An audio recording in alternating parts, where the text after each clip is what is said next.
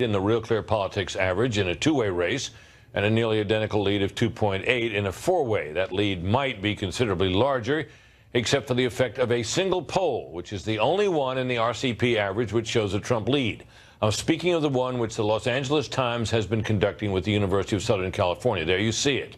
As of tonight, that poll, as you can see, shows Mr. Trump with a 5-point advantage. The betting odds, meanwhile, still favoring Hillary Clinton to win. Right now, those odds are at 72.2, as you can tell there, to 25.2 on her to win. For more on this, we turn to Scott Jennings, who did political analysis for the George W. Bush White House. Scott, I want to talk to you about this USC LA Times poll, which is different from the other polls. It is the only poll, that poll is the only poll now, as I mentioned, currently showing a Donald Trump lead.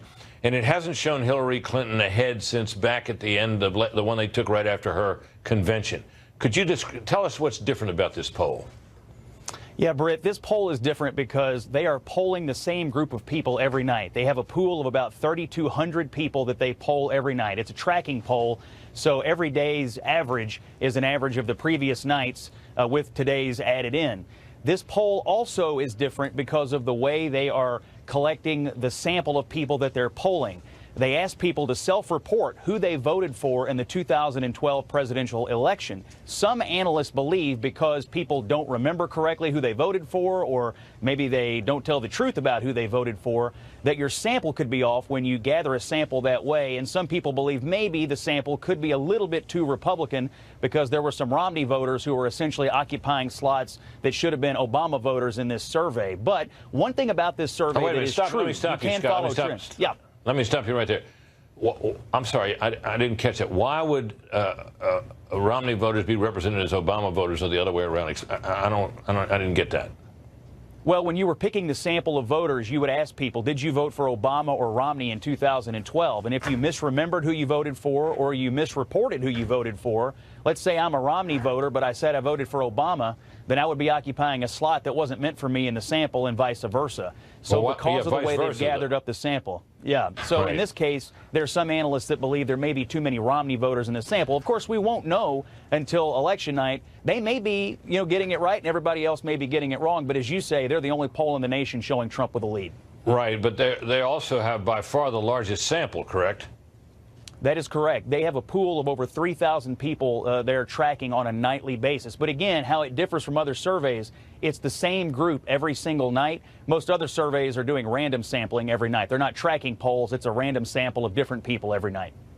So I guess that poll would be most useful if you used the poll to compare with that poll's earlier results rather than comparing them to other polls.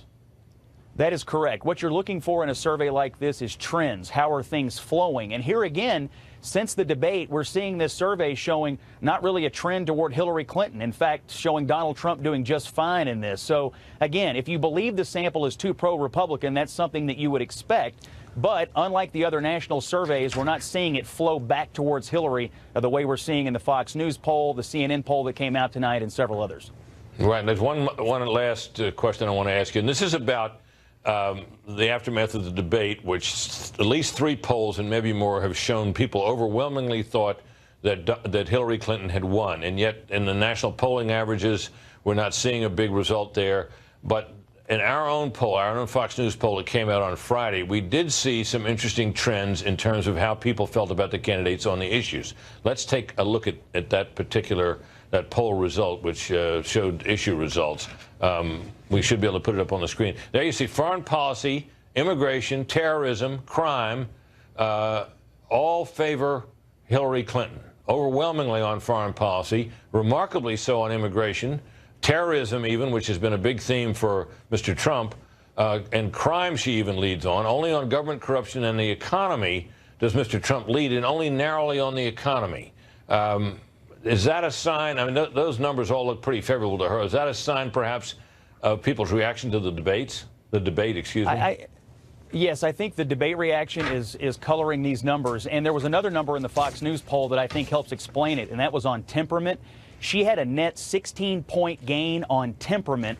Donald Trump's image was largely unchanged, but her temperament number spiked, and temperament goes to How can you handle a crisis? And you would say terrorism, national security, and crime issues might be more in the crisis bucket, where Trump continues to lead is on the economy bucket because he's obviously pitching himself as a businessman who's created jobs. That's why the New York Times tax story is interesting, not because of taxes, but because of whether or not it will puncture his narrative of being a successful businessman. So right now, on the top 3 issues, she leads on 2. But for Trump, the most important issue, the economy, he retains a lead. He really needs to get back to that narrative of trade and creating jobs in the next debate and not get bogged down by other things, because that's the one area where he may still have room to run against Hillary Clinton.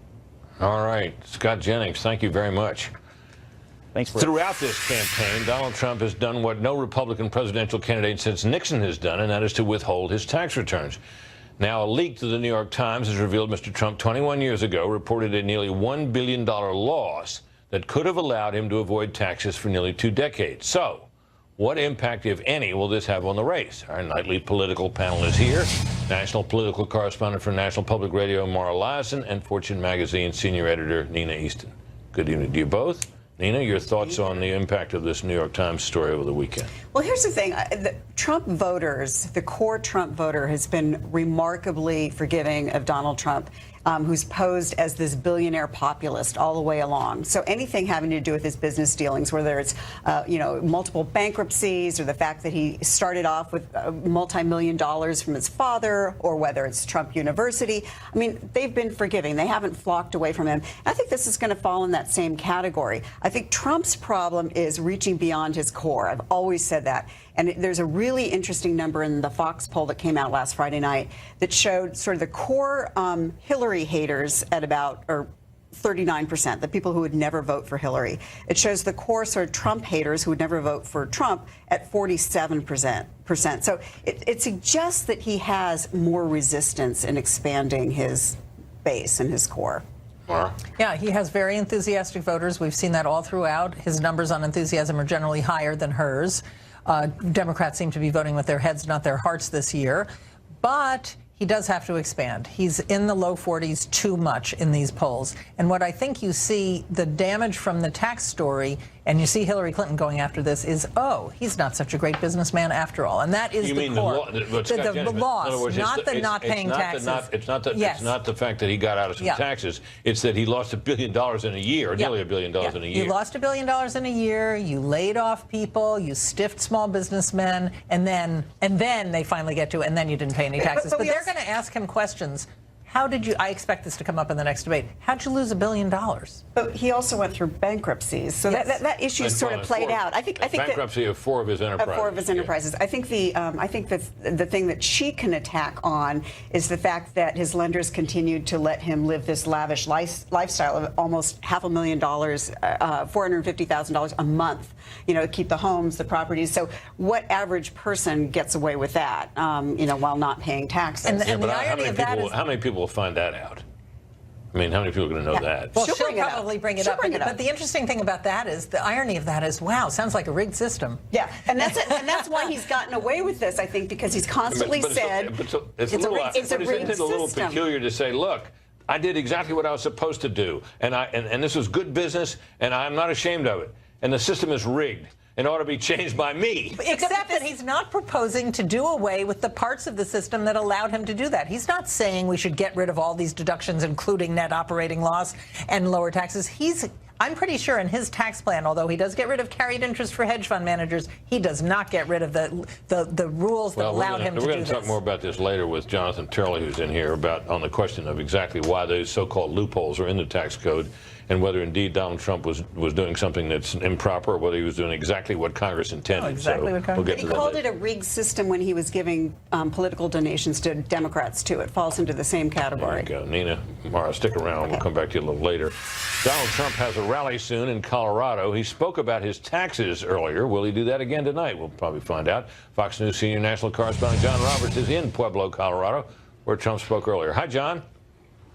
Good evening to you, Brett. I expect when he speaks in Loveland, Colorado, just a short time from now, he will go down the same road that he went down a couple of hours ago here in Pueblo. Clearly, Donald Trump has decided that the best way to fight this controversy surrounding the release of partial tax returns from 1995 is to fight fire with fire, hitting Hillary Clinton and Bill Clinton today as people who, as Trump said, sold access in exchange for big dollar speaking gigs, making millions of dollars off of Wall Street banks. Meantime, Donald Trump says that he was spending his time building businesses, helping out the community, creating jobs. He made absolutely no apologies today, Britt, for taking full advantage of the tax code as a businessman. Listen to what he said just a short time ago.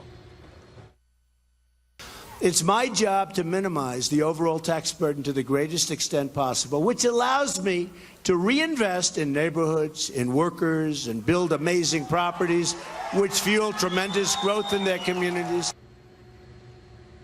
Earlier today, in his first appearance of a very busy campaign day, he was talking to a veterans group in Herndon, Virginia. Cybersecurity and national security were the central focus of that. Donald Trump saying as president he would do a top-down review of America's approach to cybersecurity, suggesting Hillary Clinton is incapable of doing it because of the way that she handled her email problem.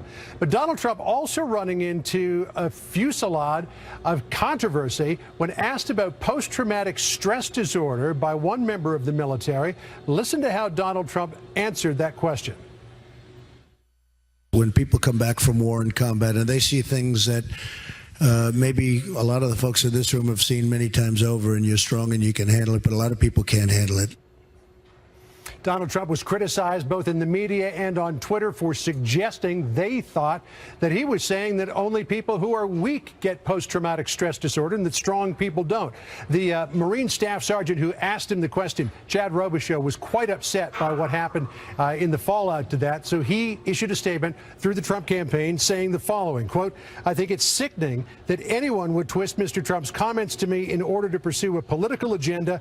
I took his comments to be thoughtful and understanding of the struggles many veterans have, and I believe he is committed to helping them." So some very strong support there from Staff Sergeant Robichaux on this controversy that erupted after Donald Trump made those comments, Brett, about PTSD. John, thank you as always. Thanks, Brett.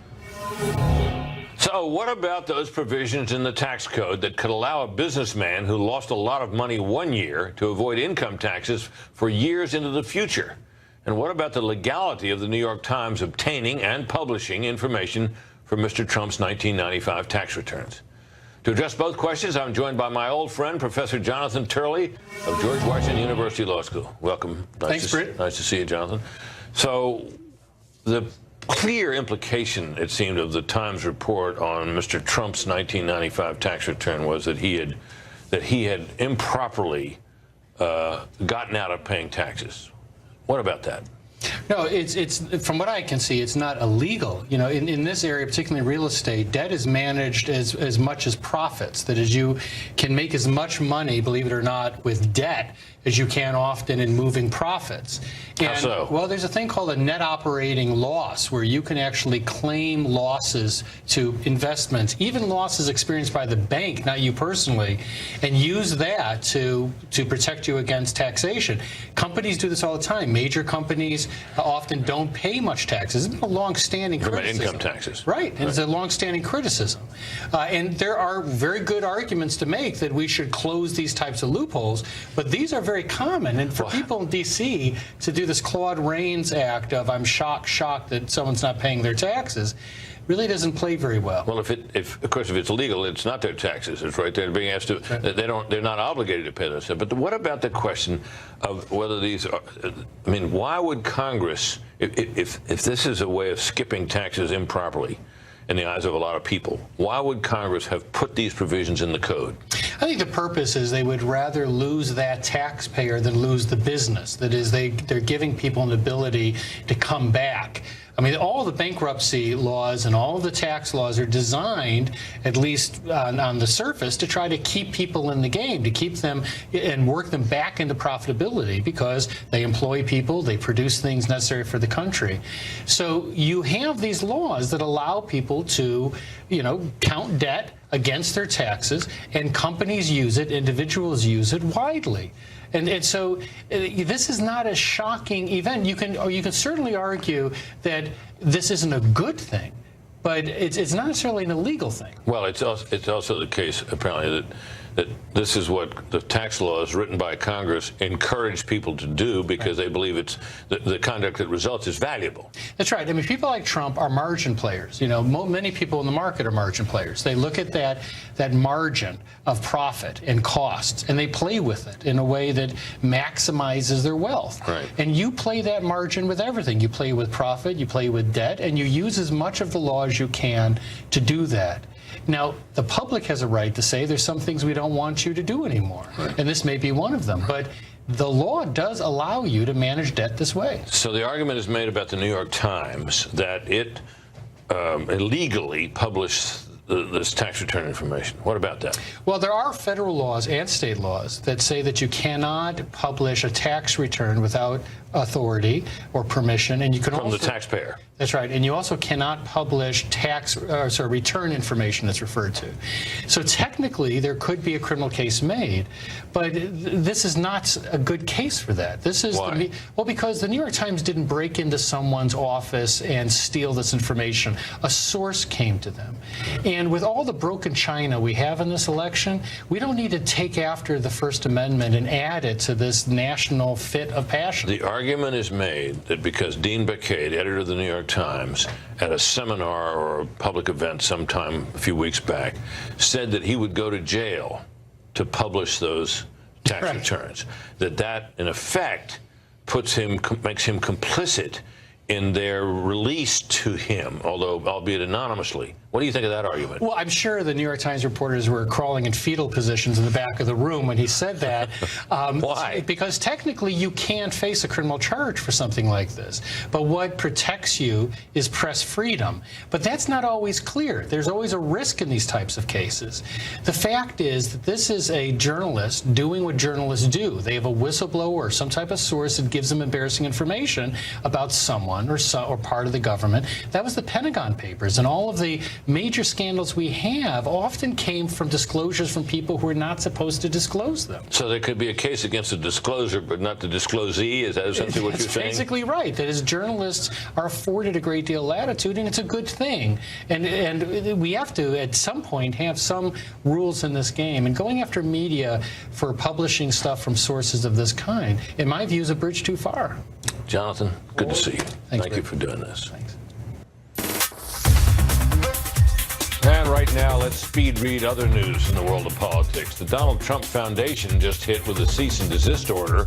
The New York State Attorney General has ordered Trump's charity to immediately halt all fundraising in the state of New York. On Friday, the New York AG said Trump's charity broke state law by not having the proper New York State certification. That AG, by the way, a Hillary supporter. Former President Bill Clinton just blasted Obamacare at a Hillary Clinton event in Michigan. President Clinton called it a, quote, crazy system that, quote, doesn't make any sense. President Clinton went on to say that Obamacare is hurting small businesses and low-income Americans. A big court win for Wisconsin Governor Scott Walker. The U.S. Supreme Court has declined to reopen a stalled investigation into Governor Walker's 2012 recall election campaign. Prosecutors had investigated whether Walker's campaign coordinated improperly with conservative advocacy groups. Walker is the first ever state governor in U.S. history to survive a recall election. And some Twitter users have learned that details do matter. A flurry of angry tweets meant to be sent to debate moderator Lester Holt actually went to Chicago Cubs pitcher John Lester. But the pitcher took things in stride and even responded to a lot of his, quote, critics. To someone called I'm Your Huckleberry, Lester tweeted, whoa, buddy, pretty sure you have the wrong Lester. To Donnell Murray, Lester responded, you might want to take that up with Lester Holt. And to Mike Brown, 44, Lester said, I'll be pretty busy doing my own thing, so I think I'll be okay. Perhaps you should send this to Lester Holt. Meanwhile, new information about a deal to destroy the computers of two people who work very closely with Hillary Clinton. The FBI is behind that deal. Catherine Herridge takes you inside it next. And then campus craziness. If you thought it couldn't get any crazier, just wait till you hear tonight's installments of that series. And all new campus craziness, plus Tucker Carlson to respond to it. Stay with us.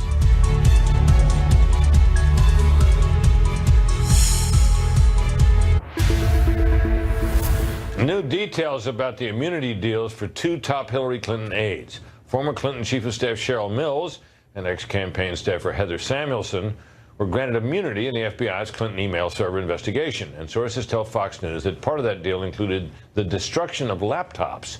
Fox News Chief Intelligence Correspondent Catherine Herridge is here. So, Catherine, what's this all about? Well, a letter was obtained by us today, and it was sent by the chairman of the House Judiciary Committee. That's the committee that had the hearing last week with FBI Director Comey. And this letter went to the Attorney General and said, we've now reviewed these deals, and what we see is that there are two side agreements, one for Mills and one for Samuelson. They are very important figures because they're the ones who sorted the emails and determined what should be kept and what could be destroyed. And part of the deal was that the FBI could get access to these laptops. But Mills and Samuelson got immunity for obstructing justice and a guarantee that immunity from obstruction of justice. Correct. Sorry, pardon me, from that. And then also that after the FBI had searched the laptops, that they would destroy them. Why? Now, these were their laptops, right? That's correct, Right. but... So, can you think of a legitimate reason for destroying the laptops? Well, I spoke with two different national security defense attorneys today. One said to me that the thing that puzzles them so much is that once classified information was on those computers, a government record, it automatically became government property. And he didn't understand why they had to strike a deal when they should have been able to seize the computer because it had government property. The other attorney said to me that when you have... It wasn't as if they would have been taken away from them and they would have lost their laptops. They destroyed them. That's right. Yeah, and here's the really puzzling thing, and you're really onto the leading edge of this. There are outstanding Freedom of Information Act lawsuits and then outstanding congressional investigations. And what's so puzzling is why these laptops would be destroyed when these matters are not resolved. I must say, Catherine, when I sat there that day when James Comey came out and gave the news conference, which was so damning in many respects of Hillary Clinton's behavior, and then announced that, on agonizing balance, we decided not to prosecute, I thought, well, that sounds like he was on the up and up. The more I hear, the less it seems like. We can't see these agreements, and I think the language would be very important, but the more we seem to know about this investigation and how it deviated from standard practice, the less people have faith, including Republicans on the Hill, that it was done in an impartial way. And in fact, Chairman Goodlatte says the evidence suggests that's correct. He says the evidence suggests that there was a predetermined outcome from the Justice Department that gave these deals. Oh, it looks one way that way, doesn't it? Catherine, thank you. You're welcome. One of the top schools in the country wants its male students to think about their, quote, toxic masculinity. You can't make this stuff up. Our Campus Craziness segment, plus Tucker Carlson to react to it, next.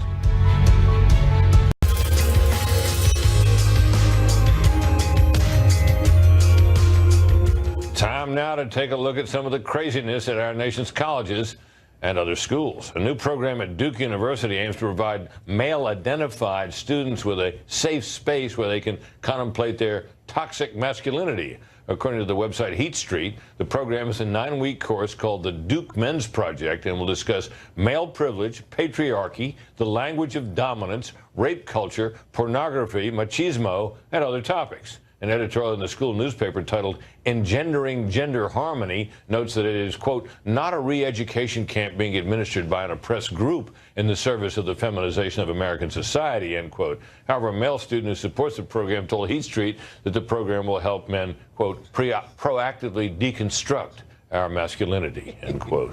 And Duke isn't the only university on the defense from accusations of re-educating students. A recent graduate of Columbia University says he was forced to go through re-education from the university's official gender-based misconduct office because he once referred to himself as handsome in class. The graduate wrote about his experience in The Tab, a website for freelance journalism, but waited until he was no longer a student to publish his account.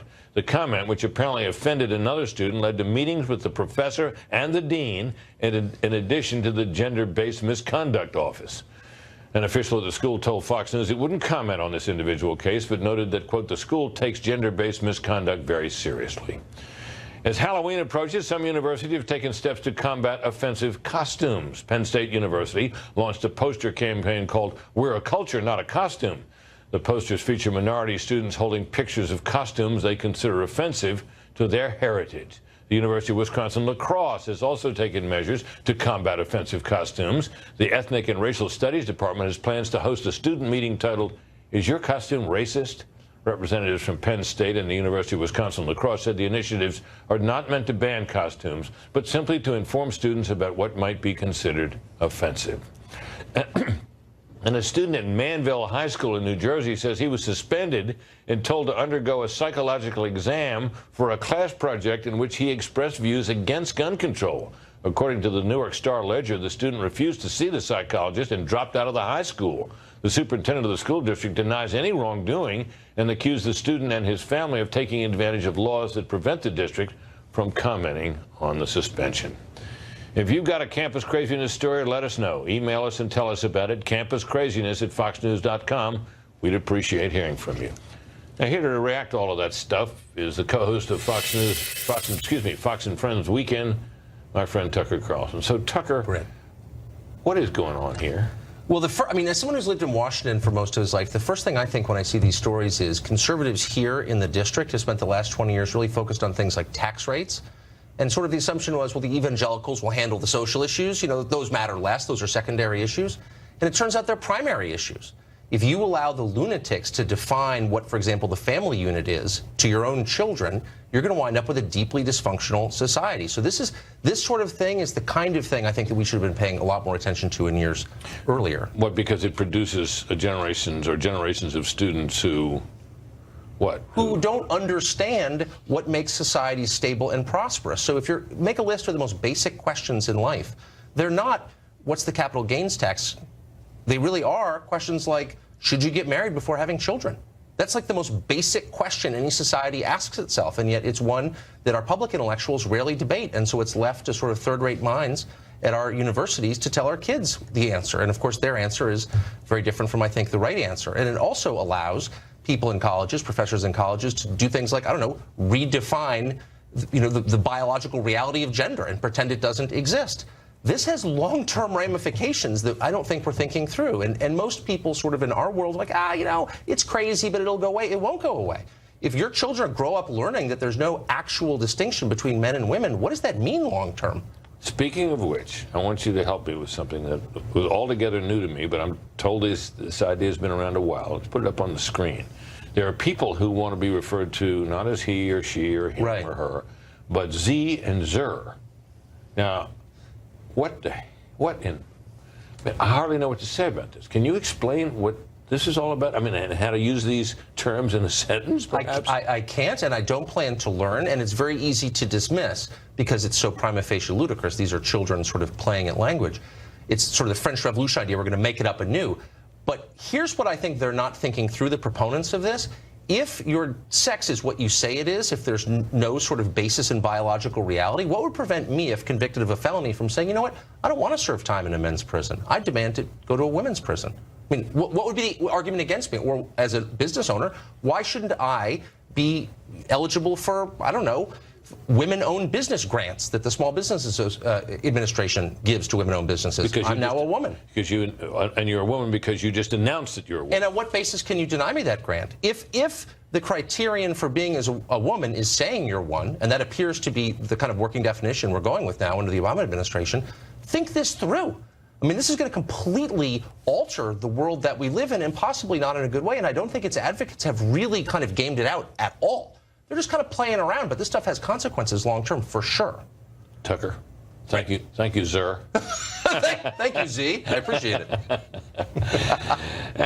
Forget for a moment about Donald Trump and Hillary Clinton. Tomorrow night, their vice presidential picks will take the center stage. Could this vice presidential debate shake up the race, really? The panel is straight ahead on that. Plus, a new spin on a fan favorite, more mean tweets, but this time they have a theme. Stick around to hear them all. We'll be back shortly.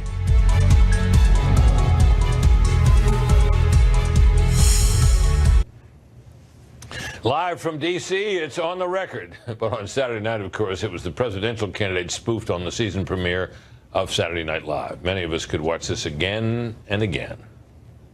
There's still 88 minutes left. It's a 90-minute debate. My microphone is broken.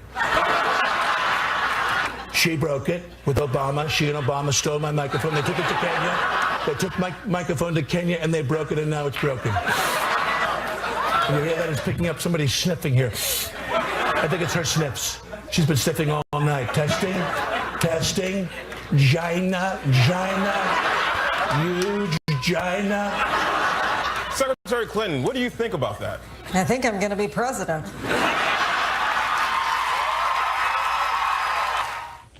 So Alec Baldwin there making his debut as Donald Trump, and Kate McKinnon continuing her Emmy Award-winning role as you-know-who. I'm sure we'll see plenty more of this before the election is over. 12 years ago, after President George W. Bush had debated Democratic nominee John Kerry, a blurry photo of Mr. Bush taken from behind ignited claims he'd been wearing a wire during the debate. Mr. Bush's tailor said it was a pucker in his coat, and Secret Service sources told the Hill newspaper that it was a strap holding a bulletproof vest in place. But the conspiracy theories, never quite went away. Now, as we reported last week, they are back again, this time about Hillary Clinton at the debate, and our report last week did not succeed in dampening them. For the latest theories, here's Fox News Chief Washington Correspondent James Rosen. James? With only days to go until the second Trump-Clinton debate, many remain focused on the first one, with fresh allegations of conspiracy sprouting like weeds. In fact, the Commission on Presidential Debates published no rule forbidding the moderator from using an earpiece, only one that forbade anyone to speak to Holt through that earpiece who was not Marty Slutsky, the Commission's executive producer since 2000. Notice a light inside her podium there. Still, other theories have focused on the podium used by Democratic nominee Hillary Clinton, with some pointing to what seemed like an inordinate amount of attention paid to it in the minutes preceding the main event, and others suggesting Clinton benefited from a built-in teleprompter, sending her talking points in real time, complete with a controller of some kind. If the Clinton campaign had decided they wanted to put some sort of secret mechanics into the podium, it would have been a really foolish route to take because people would have found out and it would have made Hillary look terrible. I think this really points to a low level of trust in the media. People are really suspicious of what prominent news organizations, including mine, tell them, and they think there's some sort of secret truth that's being covered up. Late today, we heard from Frank Fahrenkopf Jr., one of the co-chairs of the Commission on Presidential Debates, who told us each podium was outfitted with a light, as well as note paper and a pen, standard issue for each nominee. But, Britt, no teleprompters. In full disclosure, I just used one to deliver that tag. And I have an earpiece. Me as well. Yes. Well, there you go. So we're part of the conspiracy. Let me ask you about another theory that arose, which is that we noted last week that a man we discovered was Brady Williamson, longtime Democratic aide, worked on many campaigns, working on the Hillary campaign. Dated all the way back to the 80s. Back to 1984, in my memory. Came out and he picked up notes that were on Hillary Clinton's lectern, which she was entitled to write during the debate. There he is. There you see him there, and he picked up her notes, and right. Later it was alleged that he then handed them off to Lester Holt, which was proof of some nefarious conspiracy. But so there he is. That's Brady Williamson, the longtime Democratic operative, taking Hillary Clinton's notes after the debate has ended. And the allegation was that he was then handing them off to Lester Holt. If you look at the video, and we all have the same video from the switched pool feed, there is no evidence of any handoff to Lester Holt. You see their paths cross on the debate stage, right? Right. But you don't see a handoff. No. And even if what was he handing off? The notes that had from the debate that had just concluded? Why would Lester Holt want those? I think the theory was that she had the questions in advance, furnished by NBC, and that they were on the lectern. And that he came up and picked the questions up. Incriminating marginalia. And you see him walk back and pass Lester Holt, and that he then gave them back to Lester Holt, you see, returning them to NBC that had given them to them. The video shows them cross. But as you point out, James, it does not show a handoff. It's a marvelous theory. There's no evidence for it. I have been tough in other forums on Lester Holt for his performance in this debate, but there's no evidence he was part of anything sinister. James, thanks very much. And all eyes are on Longwood, Virginia tomorrow. The vice presidential nominees will square off. Will tomorrow's debate at that college match the intensity of the first presidential debate? We'll talk about that next.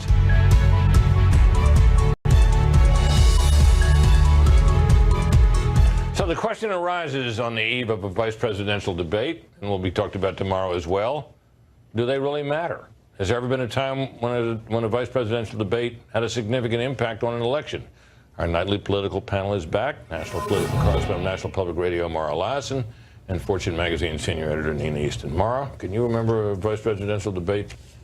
Well, first of all, can you remember a vice I can remember one pretty well. You're no Jack Kennedy. That, I think, is the most famous moment in any vice presidential debate. And even though it did not affect the outcome, Quayle went on to be the vice president, actually. It did, I would say, drive a stake through the heart of his future presidential ambitions. I was actually a questioner at that debate in 1988. Dan Quayle, of course, running for vice president against Lloyd Bentsen on the Democratic side. And I asked him the question, if something happened to the president and you became president suddenly, what would be the first thing you do? Well, he had trouble with the question, and I thought, and then Lloyd Bentsen had a very smooth answer. But of course, he'd had time to think about it while Quayle was struggling. Right. So the second round, I asked Quayle the question again, and he struggled with it again. And I thought, well, that'll be the end of that. And then Tom Brokaw, who was on the panel as well, asked it a third time, and he made reference to Jack Kennedy, whereupon Lloyd Bentsen weighs in and he says, Senator, I knew Jack Kennedy. Jack Kennedy was a friend of mine, and you're no Jack Kennedy, and the audience all roared, and that was the moment of the night. It did not, however, as you point out, make a difference in the election. It made a difference to Dan Quayle's future, but not to him being vice president. Well, that's right, and I would also note that it would later determine that Lloyd Bentsen and Jack Kennedy had not been very close friends at all. Go ahead, Nina, your thoughts. Well, I think, the other counterpart to that is the famous Stockdale moment, the VP for Ross Perot, who had his moment of... who was he? He was an admiral. Right. Retired. Right. And kind of on the debate stage just kind of started talking incoherently. Why am I here? Who am I? Why am I here? And why am I here? Yeah. But we're not going to see that with this cast. I mean, these are two serious, practiced politicians, seasoned guys. I mean, Mike Pence, he joked that, we're B-list. I'm a B-list Republican celebrity. I'm not the main event. He's somebody that has, he has a serious policy chops. He's got connections to mainstream Republicans. He's got a lot of respect.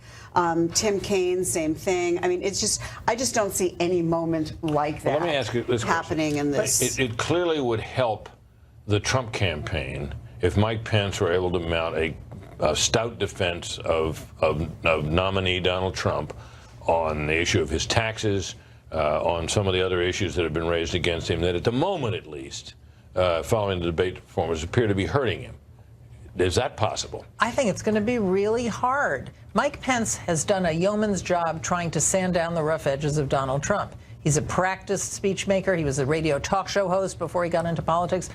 The problem is that he could be asked about every outrageous thing that Donald Trump has said. He will be asked. And how is he going to square those circles? It's one thing to give the argument, about his taxes. He only paid what he was legally able to do, and he's a very successful businessman.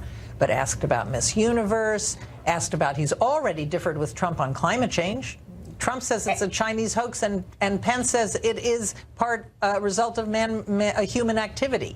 So I think he has the bigger job than Tim Kaine. Yeah, what about Kaine? What can Kaine do to help Mrs. Clinton not make mistakes, or has he got are there things that he can affirmatively do that would move the ball forward for her? Probably give an unmemorable performance. That unmemorable probably helps. Just don't mess up. Don't mess up. Certainly, I mean, he's going to have that. He's going to have to. Defend the email stuff and all of that, but they've got their pat answer for that. I think, on the Republican side, Pence has been very kind of careful, politic. I think he said, we'll build the wall, but we're not going to make Mexico pay for it. Sort of came around on that. He's been very kind of careful on what he's embraced and what he hasn't embraced. I just think the heat's going to be more on... He's embraced nearly everything. I think he's going to be, but I think the heat is going to be more on him than Tim Kaine. But we'll see. And and they have the hole to climb out of now because of what Trump did in the first debate. Yeah. All right, Mara. We'll be watching. Appreciate it. Yeah. Okay.